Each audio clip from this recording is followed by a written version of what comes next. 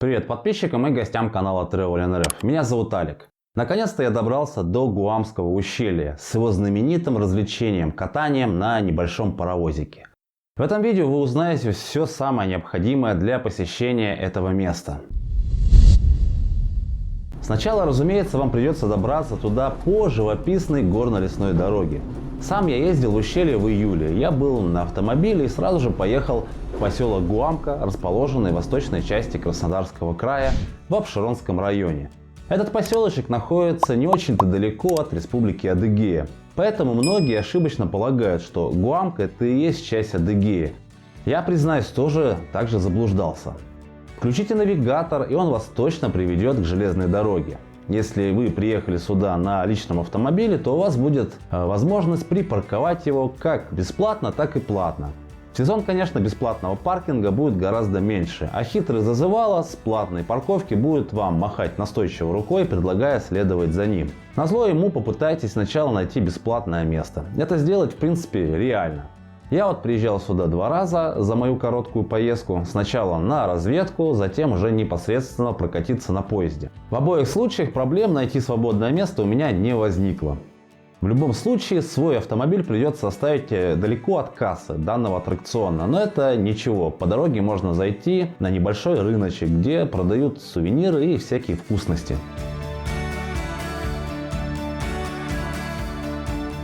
В общем-то, идти к кассе нужно вдоль железнодорожного полотна, представляющего из себя узкоколейную линию. Сама дорога и ее окружение достаточно аутентичное.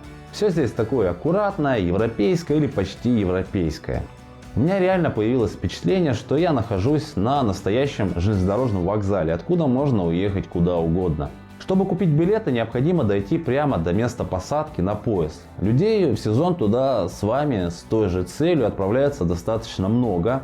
И в итоге возле кассы скапливается большая очередь. Поэтому лучше бы вам приобрести заранее билеты на официальном сайте. Взрослый билет будет стоить 400 рублей в одну сторону, детский 300 рублей. Есть льготный билет для пенсионеров за 200 рублей. И тут есть такой нюанс. На сайте, конечно, покупать билеты лучше, чтобы не стоять в очереди. Но если вы пенсионер, то скидку получить через сайт не сможете. Почему я смог прокатиться на поезде только со 2-го раза? Дело в том, что в первый день у меня возникла такая загвоздка. Билеты в одну сторону на все время во второй половине дня были, а вот билеты в обратный путь были уже раскуплены.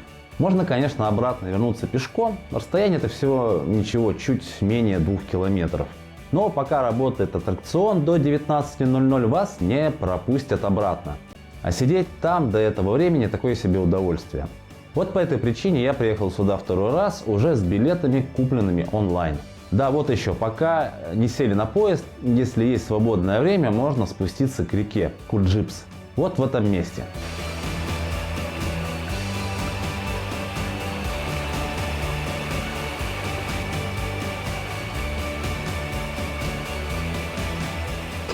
А также перейти по мосту через эту реку. Будьте аккуратнее, на мосту сильно трясет. А у нас билеты уже куплены, к мосту мы уже сходили, поэтому вместе с остальной толпой в обход кассы движемся к прибывшему поезду. А если быть более точным, к экскурсионному тепловозу Ту-8 с несколькими пассажирскими вагонами минимальной комфортности. Они представляют из себя движущиеся сараи с деревянными сиденьями, обитыми кожзаменителем. Народу в вагон набивается столько, что придется постараться превратиться на время в очень стройного человека, вытянувшись так, чтобы никому не мешать. Билеты администрация продает с жадным остервенением, чтобы напихать людей словно селедки в бочку, вместо того, чтобы добавить вагон и подумать о минимальном комфорте людей. Ну да ладно, что-то я разворчался, ехать-то всего 20 минут. В дороге по громкой связи вам расскажут, что Гуамское ущелье является одним из самых величественных ущелий Западного Кавказа. Это уникальный памятник природы и геологический музей под открытым небом. Высота скал достигает 400 метров, а берега реки Курджипс в некоторых местах сужаются до 2 метров. Миллионы лет горная река промывала себе извилистую дорогу в этом тектоническом разломе. И сейчас мы можем видеть слоистые скалы разных оттенков, отполированные водой. Это не что иное, как известняковые отложения верхнеюрского периода. А река Курджипс течет через Краснодарский край, вливаясь в пейзаж Гуамского ущелья и далее в плато Лаганаки. Ее долина укутана пихтовым лесом. Из чащоб к реке спускаются на водопой олени, кабаны, медведи и лисицы. Правда, в тот день многие животные замечены не были, к сожалению. Слово «куджип» в переводе с грузинского означает «вода». Из-за этого реку часто называют грузинской. Пробивая себе путь сквозь ущелье, она образует красивые пороги и водопады. На некоторых участках вода обретает необычный лазурный цвет. Ее течение настолько сильное, что на дне переворачиваются камни. Непосредственно данная узкоколейная железная дорога была проложена сквозь Гуамское ущелье в 1928-1931 годах политзаключенными и репрессированными казаками. Много времени узкоколейка связывала отдаленные горные поселки и служила для вывоза леса, для перевозки пассажиров и различных грузов. Кстати, сейчас в туристических целях используется лишь ее малый участок. Паровозик проходит по ущелью ровно 1707 метров и останавливается на конечной станции урочища Монахова, где раньше было кафе.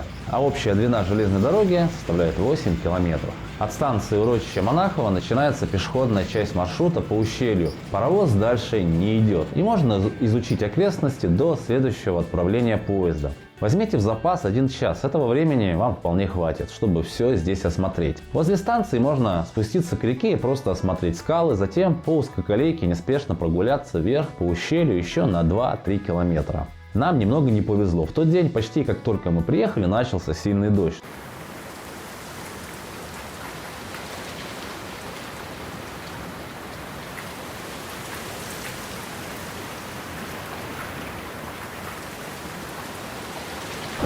Но это нас не остановило. Мы пошли гулять дальше.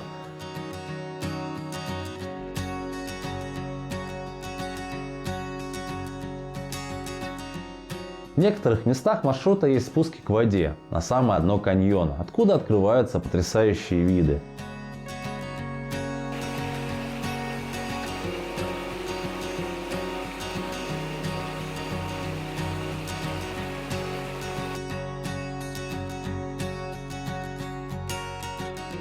По дороге мы увидели водопад Желаний и скалу с названием «Ошибка инженера».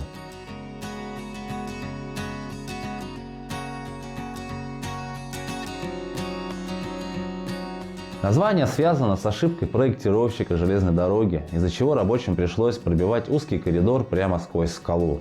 Мы дошли до места, где стены каньона резко расступаются, и узкая теснина Гуамского ущелья заканчивается. Далее узкоколейная дорога идет по лесу и петляя выходит к поселку Мизмай, который находится в нескольких километрах выше по течению реки, откуда открываются виды на скалу Ленина, в которой расположена знаменитая смотровая площадка «Орлиная полка». Отсюда она выглядит узенькой трещиной высоко на скалах. Полка представляет из себя уступ вытянутой прямоугольной формы над 400-метровым обрывом. По легенде, здесь жил орел, возлюбленный Гуамки. В эту поездку Орлиную полку мы не посещали, нам хотелось к ней сходить пешком, но снова в тот день начался сильный дождь, и мы отложили ее на следующий раз. Уважаемые зрители, спасибо, что посмотрели это видео до конца. Если вы не подписаны на канал, то подписывайтесь, поставьте лайк и включите колокольчик, чтобы не пропустить следующие видео на моем канале. Да и напоследок хочу сказать, что компания Travel.ru организует авторские туры на Байкал, Дагестан, Армению, Грузию, винные туры по Краснодарскому краю и индивидуальные экскурсии на курортах Черного моря. А также горнолыжные туры в Сочи, Архыз, Домбай, Эльбрус. Если вам интересно, ссылку с сайта оставлю в описании. Можете глянуть видео, например, о Северной Осетии. Всем удачи и пока!